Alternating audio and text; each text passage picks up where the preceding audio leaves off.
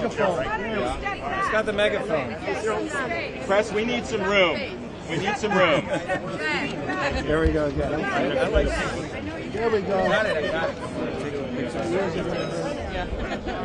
No, this is fine. You go.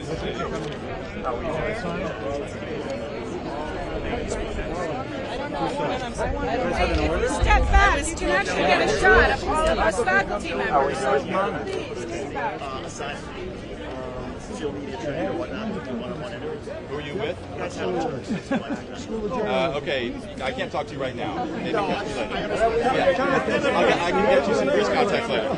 Okay, let's do this. Let's do this. Testing. Great. That's Siren. I had somebody on my head. I'm sorry. Use this one. All right. Dr. Mardani, how are you? You don't need the megaphone. Hello. We don't need the megaphone? No, we need the megaphone. Much better on the mic. It'll sound better. It'll sound better. In the back. What if I do this? Yes. Okay. We're going to point the megaphone up so that all our colleagues who are behind the news cameras can hear us. All right? All right. Professor Khalidi, would you like to start? Whoa. Sorry about that. We want to see your face, though. You want to see my face? How's that? And Okay. remember, these I appreciate the people back there. There's 200 of them. These cameras are 1 million people. I understand that. We know how it works. I understand that. I've been doing this. Your name, please. Spell your name. Give me a break. Take the thing off and just hold the thing. My name is Rashid Khalidi. I'm the Edward Said Professor of Modern Arab Studies at Columbia University. I've been teaching here for a total of 22 years. When I was a student back in the 60s, we were told we were led by a bunch of outside agitators, by politicians nobody remembers the name of today.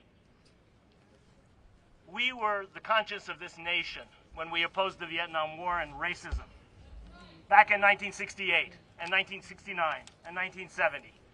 The Vietnam War stopped because the people opposed it, and the people who led that were students. And the students who led that were here at Columbia and at Berkeley and a few other campuses on this fair Turtle Island. Students have been on the right side of history at Columbia and at other universities ever since the 1960s. We today honor the students who in 1968 opposed a genocidal, illegal, shameful war. Columbia University honors them.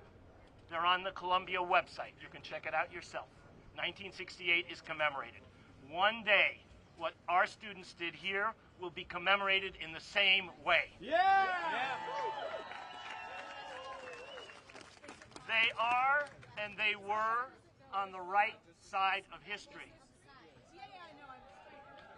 And that will go down in history.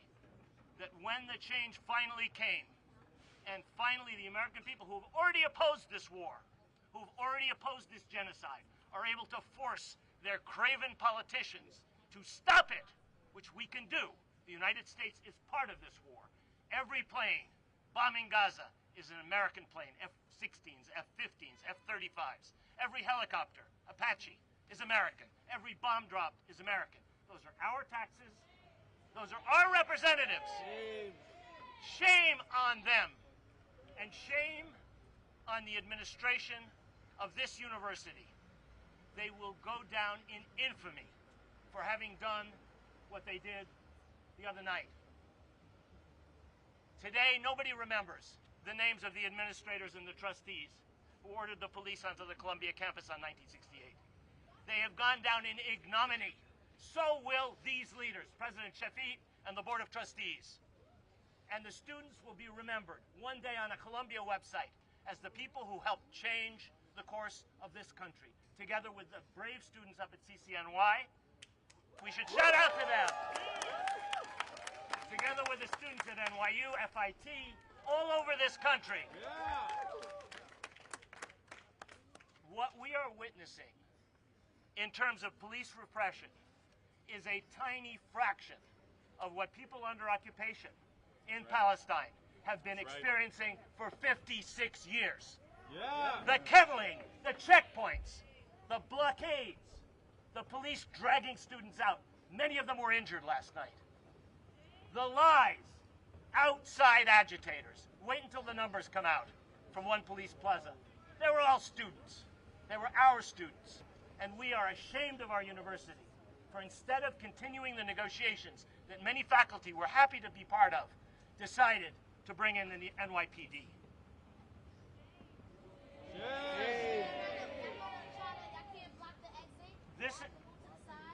This administration has brought disgrace on Columbia University. Shame on them. Shame on them. This is not and was not about safety and comfort, which is what they claim. Do we feel safer today that 100-something of our students have been processed down at one police plaza? Do we feel safer today that faculty and students cannot get onto their own campus? Of course not. This was a craven capitulation to external pressure. The students didn't want it. The faculty didn't want it. Outside forces wanted it. The politicians, the media, which has shamefully failed to report so much of what's actually happening here. And which has exaggerated incidents instead of looking at the whole picture. I don't want to talk more about the media. This is not about safety and comfort. This is about the moral issue. Why are you blaming Indonesia? This is not about safety and comfort. This is about a genocide being carried on with American money and with American weapons against a people that has been living under occupation for generation after generation after generation. That's what it's really about. That's what the students were about, and that's what faculty and staff for Justice in Palestine are about. Why are your supporters trying to block that? We are faculty and staff who believe that our students should be safe. All of our students should be safe.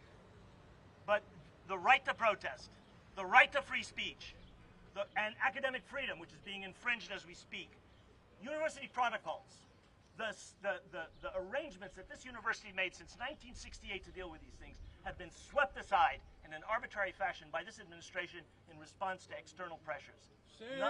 Shame on this university.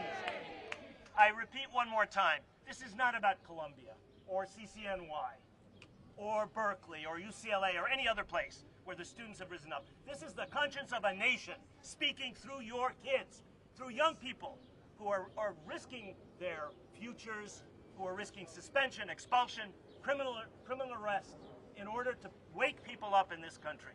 It's absolutely essential. Public opinion is already with us. It's just the politicians, the media, and the trustees and administration of this university who are blind, deaf, and dumb to the demand of a moral imperative coming from our students. Thank you very much.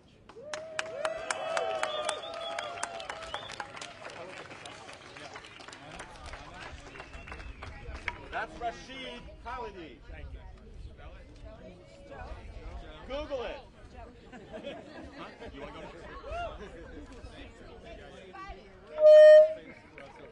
Okay. Wait, we want to move over there? Just keep going. Okay. All right. You want to go now? You talk into this. I'll hold it. Hi, I'm Nadia Abu El-Taj. Hi, I'm a professor of anthropology here. I've also been here for about 20 years. I actually just want to talk about the process and what has gone on the last 2 weeks to kind of really clear the record from what the administration has been saying. Sorry, okay. So 2 weeks ago, about a little over 2 weeks ago, the same day that Minouche Shafi, the chairs of the board, and the chair of the Columbia-appointed Task Force of Anti-Semitism testified before Congress. It was early that morning before they went that students set up an encampment. We found out about that encampment in the morning. The reason they timed it for when they did was because they knew that Shafit and the rest of them were going to throw them and everything they stood for under the bus. And she did. She never challenged the image of Columbia University as a cesspool of anti-Semitism. She never challenged the descriptions of those students as anti-Semites. She, in the meantime, threw faculty members by name under the bus and the entire principle of academic freedom and faculty governance under the bus. The next day, the police came in. It was pure. She had promised Congress she would crack down, and she did. It was political theater for Congress. That didn't work.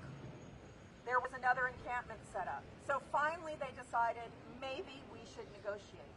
But contrary to what they're saying, those negotiations were not sincere. The people in the room may have been sincere, but the administration was jerking everybody around. They wouldn't give it. I'm going to give two examples.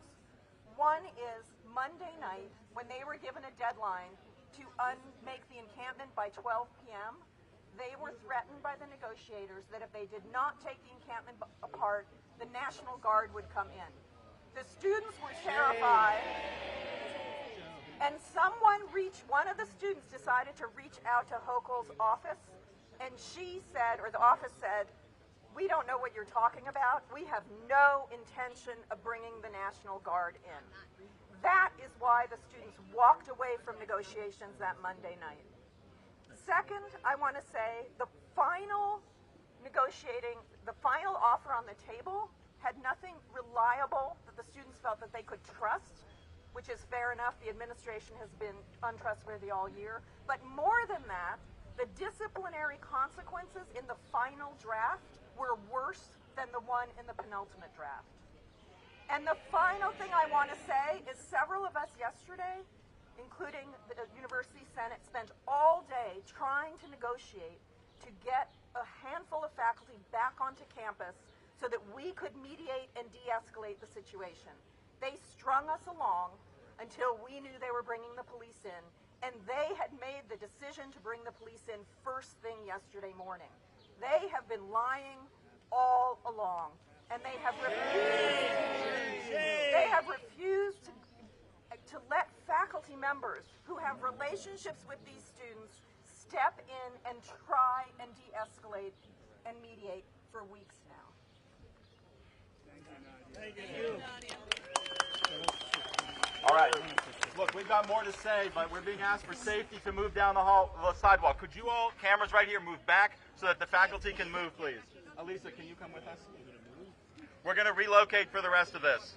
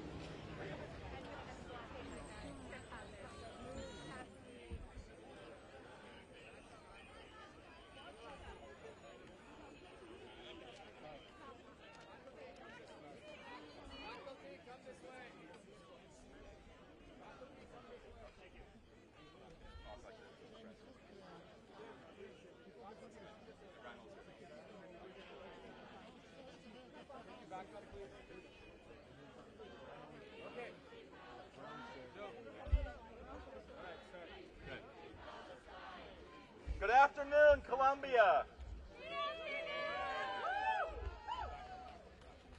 I told myself I'd stop asking people how they're doing because I think we're all doing pretty rough right now. We had a bad night here. We had a bad night at City College. They had a bad night at UCLA. I'm pretty sure a lot of folks had a bad night in Gaza. Okay. My name is Joseph Howley. I'm an associate professor of classics at this university. I hold a doctorate from one of the oldest universities in Great Britain. I have published scholarship in the top journals and presses of my field. I have served on committees at every level of this university, from my department to the university senate. I am a devoted faculty, steward, and servant of this institution, and I could not be more furious that we are out here doing this again already. I am wearing an orange vest. When the university called the police for the first time on our students, they made the encampment a flashpoint.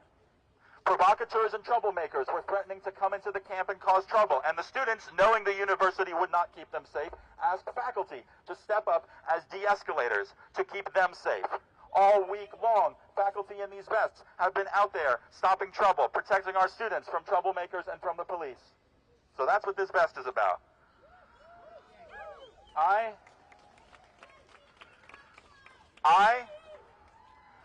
am a student of classical rhetoric, and so I will say three things. First, how did we get here? The last time I did this, it was November. The university had suspended Jewish Voice for Peace and Students for Justice in Palestine. They had falsely accused them of threats and intimidation, and they announced to the world that the official policy of Columbia University would be to punish speech on behalf of Palestine. They announced that they would be buying in at the highest level to the idea that criticism of Israel is a threat to all Jewish people. This is a lie. It is an extremist ideological position. And we have seen over the last 6 months what you get when you adopt that policy. And even if you disagree with me, even if you think that every criticism of the state of Israel is an attack on all Jews, I hope that you will also be furious right now, because it's pretty clear that absolutely no one is safer on our campus. In the name of protecting the feelings of some Jewish students, they let some other Jewish students be hauled off to one police plaza. They have used the feelings of some Jewish members of our community as a fig leaf for suppressing all speech on this campus. So that's how we got here. Number two, I need to congratulate the students of the Gaza Solidarity Encampment. I need to congratulate them for three things. You see this? One, they ignited a nationwide movement. Two, they exposed the rot and incompetence at the top of this institution. Three, they have forced the leadership of this institution and institutions everywhere to say what they really think and make their positions clear. They have exposed that which we were arguing about, and now no one can say that they do not see that speech about Palestine in this country is to be punished with the highest level of repression and violence.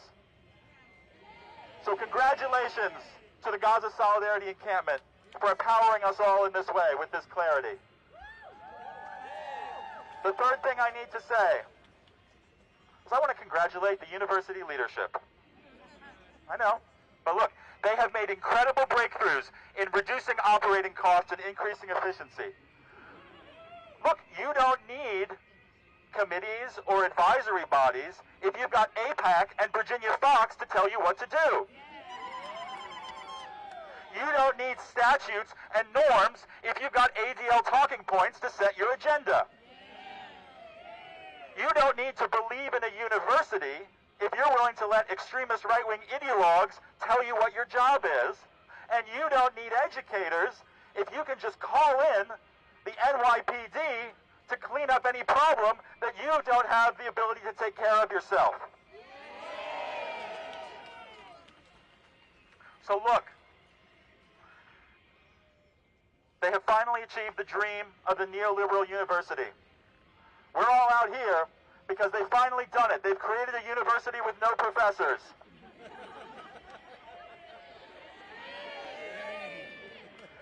There is not a single university left in Gaza. And I bet a lot of you today feel like there is not a university left in Morningside Heights. But I want to tell you that there is. And it's right here on this sidewalk. The faculty, the staff, the students, we are the university. University leaders, they come and go. They disappear into history. When they're gone, we'll still be here doing the work of creating knowledge, of educating young people. We are the ones ones who are going to have to build the bridges they burned and pick up the pieces that they scattered all over the ground. And look, it's not going to be easy because we do not have a lot of friends. I only saw very few elected officials coming down here and actually talking to all of our students about what was going on. I want to shout out Jamal Bowen for actually talking to students in the camp and students outside the camp. I want to shout out Councilmember Salam for coming and actually seeing what was going on here. But I haven't seen our council member, and I haven't seen our congressman, and I haven't heard from our senators. We know our governor's not on our side.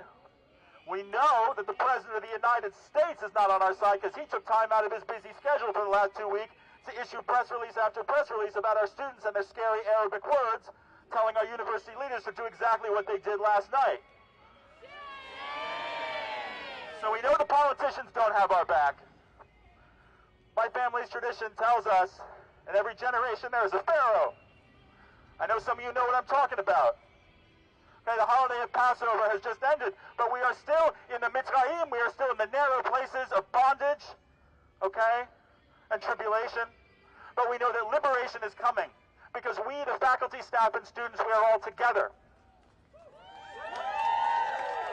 We are united. We are going to be putting the pieces back together and rebuilding the university that they have so callously destroyed. All right? So, I don't know what that is in there, but this is a university. Power to the faculty, power to the staff, power to the students, and power to the university. Thank you. I'm going to hand it over to my colleague from the Columbia chapter of the American Association of University Professors.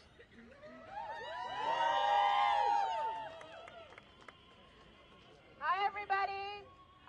My name is Mana Kia, and I'm here to read a draft statement that the AAUP chapter is working on and will release later today. And in this draft statement, we unequivocally condemn President Shafiq, the Columbia Board of Trustees, and other senior administrators involved in the decision to call in the NYPD to clear campus of student protesters. Yesterday, they made the decision to call in the police yet again without even the semblance of communication or consultation with the faculty or any of its bodies. Indeed, faculty and staff have been locked out of our own campus. We have been excluded from participating in any attempts to arrive at a peaceful and just response to the demands of student protesters. The university administration chose not to include the Senate to participate in de-escalating what has resulted in a brutal police crackdown on our students, now shamefully witnessed by the whole world. I also find it ironic that the bipartisan U.S. Congress has pressured the administration to forego democratic processes. Armed police on campus, student arrests, and harsh discipline was not the only path through this crisis.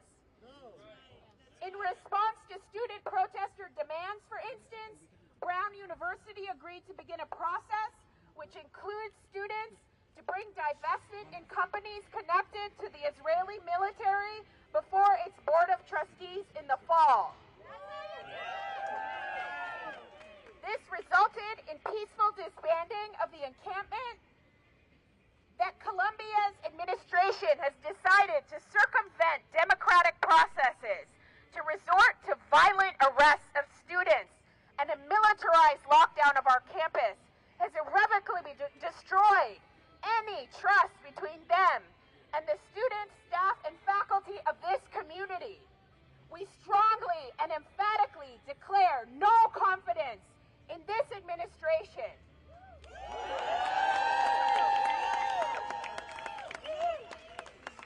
Most immediately, we call on them to reopen campus and dismiss the police immediately. We further call on them to step down so that the university community can rebuild after this violent assault on our students, campus, and our very values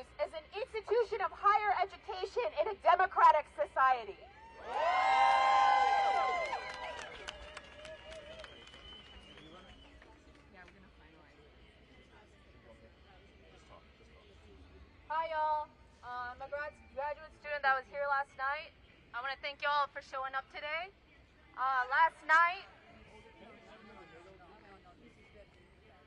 Last night we experienced extreme police brutality while defending Hins Hall. Quería decirte algo, tú eres español, dile que aquí no estamos en América, que América no fue cuando Cristóbal Colón, Cristóbal Colón hizo un genocidio, pero que ahora no va a se vayan a hacer un genocidio en Hamas y en Israel por causa de que ahora tenemos allí su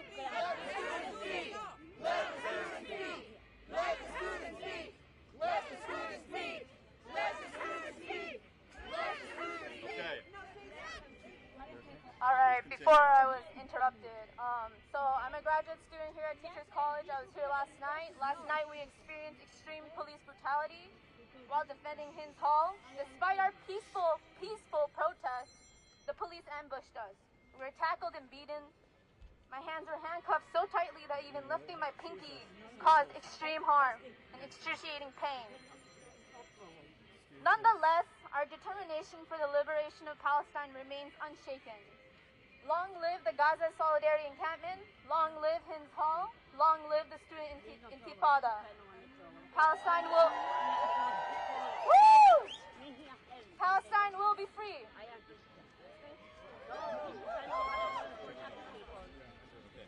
You remember Cristóbal Colón genocide for America. America anticipated for everybody, no more genocide. Yeah, for help for community, Hamas. Community, Thank you all for coming. I stand up everybody. Okay. And thank you for everybody in the name of Jesus. In the name of Jesus, thank you everybody. Okay? Thank you, everyone. Thank you everybody in the name of Jesus.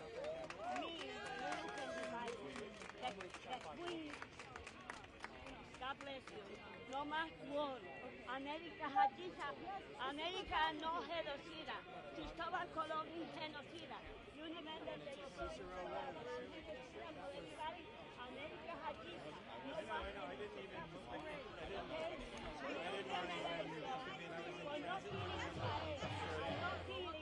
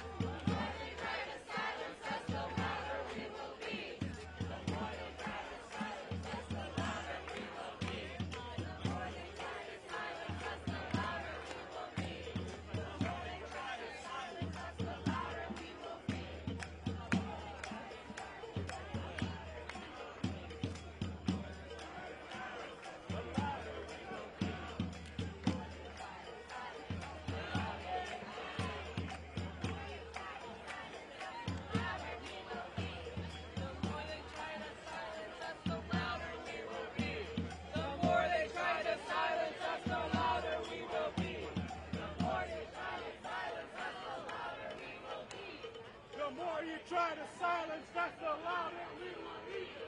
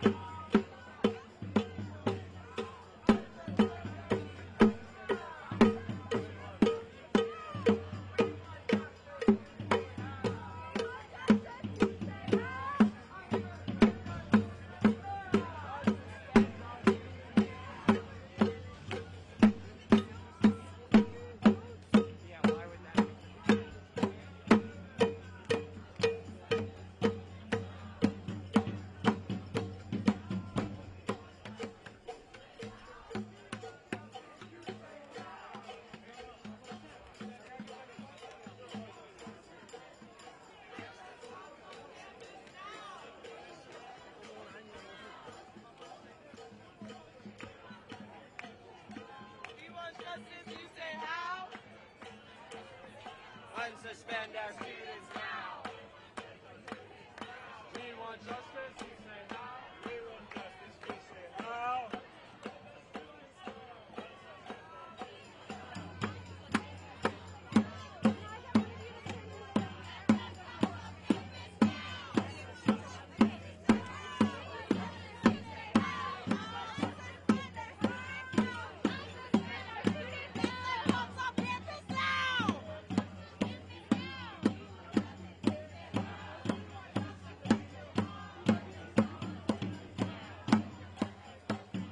We want justice, you say how?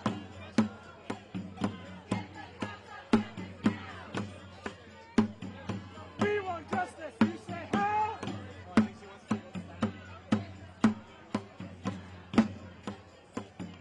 We want justice, you say how?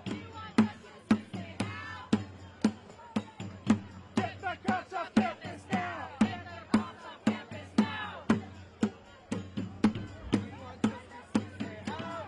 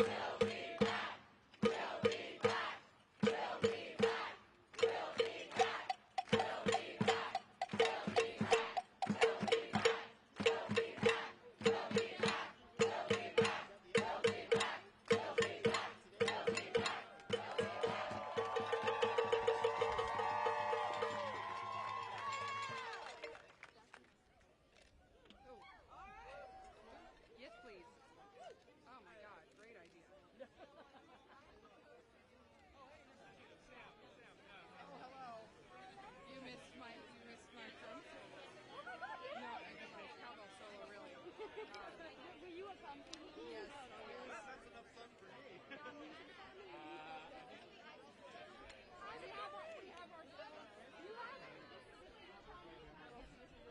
Okay, friends. See you soon. I'm headed this way.